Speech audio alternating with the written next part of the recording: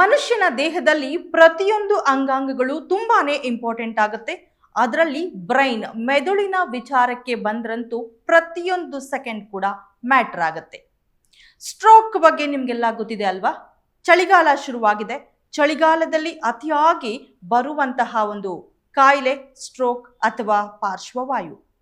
ರಕ್ತನಾಳಗಳಲ್ಲಿ ರಕ್ತವು ಸಡನ್ ಆಗಿ ಹೋಗೋದು ನಿಂತು ಹೋದಾಗ, ರಕ್ತದ ಚಲನೆ ನಿಂತು ಹೋದಾಗ ಈ ಒಂದು ಕಂಡೀಷನ್ಗೆ ನಾವು ಸ್ಟ್ರೋಕ್ ಅಥವಾ ಪಾರ್ಶ್ವವಾಯು ಅಂತ ಕರಿತೀವಿ. ರಕ್ತ ಹೆಪ್ಪುಗಟ್ಟಿ ರಕ್ತ ಸರಿಯಾಗಿ ಹರಿಯದೆ ಹೋದಾಗ, ಎಲ್ಲಿ ಯಾವ ಭಾಗದಲ್ಲಿ ರಕ್ತ ಹರಿಯೋದಿಲ್ವೋ ಆ ಭಾಗದಲ್ಲಿ ರಕ್ತನಾಳಗಳು ಸಾಯೋಕೆ ಶುರುವಾಗುತ್ತೆ.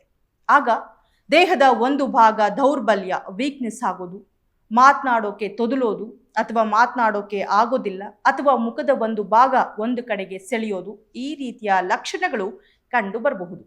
ಆಗ ನೀವೇನಾದ್ರೂ ಅದಷ್ಟೇ ಸರಿ ಹೋಗುತ್ತೆ ಬಿಡಿ ಅಂತ ನೆಗ್ಲೆಕ್ಟ್ ಮಾಡಿದ್ರೆ ತುಂಬಾನೇ ತೊಂದರೆ ಆಗುತ್ತೆ. ಸೊ ಇಮಿಡಿಯೇಟ್ ಆಗಿ ವಿತಿನ್ 3 ರಿಂದ 5 ಗಂಟೆಯ ಒಳಗಾಗಿ ನೀವು ಆಸ್ಪತ್ರೆಗೆ ಸೇರಿಸಲೇಬೇಕಾಗತ್ತೆ. ಸೊ ಆಗ ಯಾವುದೇ ರೀತಿಯ ತೊಂದರೆ ಇಲ್ಲದೆ ನಿಮ್ಮನ್ನ ನೀವು ರಕ್ಷಿಸಿಕೊಳ್ಳಬಹುದು. ಸೊ ನೋಡಿ, ಇಂತಹದ್ದೇ ಒಂದು ನೈಜ ಉದಾಹರಣೆ ಇತ್ತೀಚೆಗೆ ವಂಶೋದಯ ಆಸ್ಪತ್ರೆಯಲ್ಲಿ ನಡೆದಿದೆ. ವಂಶೋದಯ ಆಸ್ಪತ್ರೆಯಲ್ಲಿ 24x7 ಎಮರ್ಜೆನ್ಸಿ ಕೇರ್ ಲಭ್ಯವಿದೆ. ಆಘಾತ, ಹೃದಯಾಘಾತ ಅಥವಾ ಪಾರ್ಶ್ವವಾಯು ಆಗಿರಲಿ, ತುರ್ತು ತಜ್ಞರ ತಂಡವು ಅತ್ಯಾಧುನಿಕ ಉಪಕರಣಗಳೊಂದಿಗೆ ಅಗತ್ಯವಿರುವಾಗ ತ್ವರಿತ, ಪರಿಣಾಮಕಾರಿ ಮತ್ತು ಪರಿಣಿತ ಚಿಕಿತ್ಸೆಯನ್ನ ನೀಡುತ್ತಾರೆ. ಹೆಚ್ಚಿನ ಮಾಹಿತಿಗಾಗಿ ಸಂಪರ್ಕಿಸಿ 7270 7270 ಅಥವಾ 9141066685. ಸುಮಾರು 47 ವರ್ಷದ ಮಹಿಳೆಯೊಬ್ಬರು ನಾರ್ಮಲ್ ಆಗಿ ಮನೆಯಲ್ಲಿದ್ದಾಗ ಸಡನ್ ಆಗಿ ಅವರಿಗೆ ಬಲಭಾಗದ ಕೈ ಕಾಲುಗಳಲ್ಲಿ ದೌರ್ಬಲ್ಯ ಅಂದ್ರೆ ವೀಕ್ನೆಸ್ ಕಂಡು ಬರುತ್ತೆ. ಮಾತನಾಡಕ್ಕೆ ಆಗೋದಿಲ್ಲ, ತೊದಲ್ತಾರೆ. ಸೊ ಇದನ್ನ ನೋಡಿದಂತಹ ಮನೆಯವರು 2 ಗಂಟೆ ಒಳಗಾಗಿ ವಂಶೋದಯ ಆಸ್ಪತ್ರೆಗೆ ಕರೆದುಕೊಂಡು ಹೋಗ್ತಾರೆ. ಅಲ್ಲಿನ ವೈದ್ಯರು ತಡ ಮಾಡದೆ ಫಸ್ಟ್ CT ಸ್ಕ್ಯಾನ್ ಅನ್ನ ಮಾಡಿ ಅದು ಸ್ಟ್ರೋಕ್, ಪಾರ್ಶ್ವವಾಯು ಅಂತ ಖಚಿತಪಡಿಸಿಕೊಂಡು ಇಮಿಡಿಯೇಟ್ ಆಗಿ ICUಗೆ ಶಿಫ್ಟ್ ಮಾಡಿ TPA ಅನ್ನೋ ಒಂದು ಇಂಜೆಕ್ಷನ್ ಅನ್ನ ಕೊಡ್ತಾರೆ. ಇದೇ ನೋಡಿ ಈ ಸ್ಟ್ರೋಕ್ಗೆ ರಾಮಬಾಣ. ಈ ಒಂದು ಇಂಜೆಕ್ಷನ್ ನ ವಿತಿನ್ 1 ರಿಂದ 5 ಗಂಟೆಯ ಒಳಗಾಗಿ ಕೊಟ್ರೆ ಯಾವುದೇ ರೀತಿಯ ತೊಂದರೆ ಇಲ್ಲದೆ ಆ ಪೇಷಂಟ್ ಸರಿ ಹೋಗ್ತಾರೆ. TPA ಅಂದ್ರೆ ಟಿಶ್ಯೂ ಪ್ಲಾಸ್ಮಿನೋಜನ್ ಆಕ್ಟಿವೇಟರ್. ಈ ಒಂದು ಇಂಜೆಕ್ಷನ್ ಅನ್ನ IV ಅಂದ್ರೆ ರಕ್ತನಾಳಗಳಿಗೆ ಕೊಡ್ತಾರೆ.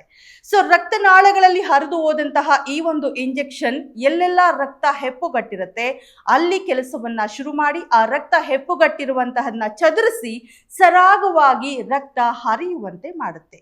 ಆಗ ಕೆಲವೇ ಗಂಟೆಗಳಲ್ಲಿ ಪೇಷಂಟ್ ನಾರ್ಮಲ್ ಸ್ಥಿತಿಗೆ ಬರುವ ಚಾನ್ಸಸ್ 99% ಇರುತ್ತೆ. ಸೊ ಈ ಒಬ್ಬ ಮಹಿಳೆಯೂ ಕೂಡ 3 ದಿನಗಳಲ್ಲಿ ಕಂಪ್ಲೀಟ್ ಆಗಿ 100% ರಿಕವರಿ ಆಗಿ ಮನೆಗೆ ಹೋಗಿದ್ದಾರೆ. ತ್ವರಿತ ಕಾರ್ಯಾಚರಣೆ, ಸಮಯ ಪ್ರಜ್ಞೆ ಇಂದ ಜೀವಗಳನ್ನ ಉಳಿಸಬಹುದು.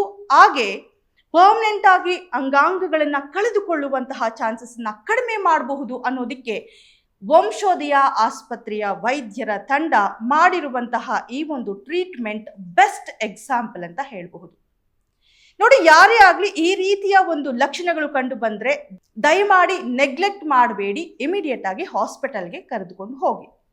ಓಕೆ, ಈ ಒಂದು ಸ್ಟ್ರೋಕ್ ಯಾವೆಲ್ಲ ಕಾರಣಗಳಿಗಾಗಿ ಬರುತ್ತೆ, ಯಾವಾಗ ಬರುತ್ತೆ? ವೈದ್ಯರು ಹೇಳುವ ಪ್ರಕಾರ ಈ ಒಂದು ಸ್ಟ್ರೋಕ್ ಚಳಿಗಾಲದಲ್ಲಿ ಹೆಚ್ಚಾಗಿ ಕಾಣಿಸ್ಕೊಳ್ಳುತ್ತೆ. ಯಾಕೆ ಅಂದ್ರೆ ಚಳಿಗಾಲದಲ್ಲಿ ಬ್ಲಡ್ ಪ್ರೆಷರ್ ಹೆಚ್ಚಾಗಿರುತ್ತೆ. ಆದ್ದರಿಂದ ಈ ಒಂದು ರಕ್ತದ ಒತ್ತಡ ಹೆಚ್ಚಾದಾಗ ಈ ಸ್ಟ್ರೋಕ್ ಕಾಣಿಸ್ಕೊಳ್ಬಹುದು. ಹಾಗೇನೆ ಚಳಿಗಾಲದಲ್ಲಿ ರಕ್ತ ಥಿಕ್ನೆಸ್ ಆಗುತ್ತೆ, ಸ್ವಲ್ಪ ಗಟ್ಟಿ ಆಗುತ್ತೆ. ಆದ್ದರಿಂದಲೂ ಕೂಡ ಸ್ಟ್ರೋಕ್ ಬರಬಹುದು. ಇಷ್ಟೇನಾ? ಇಲ್ಲ.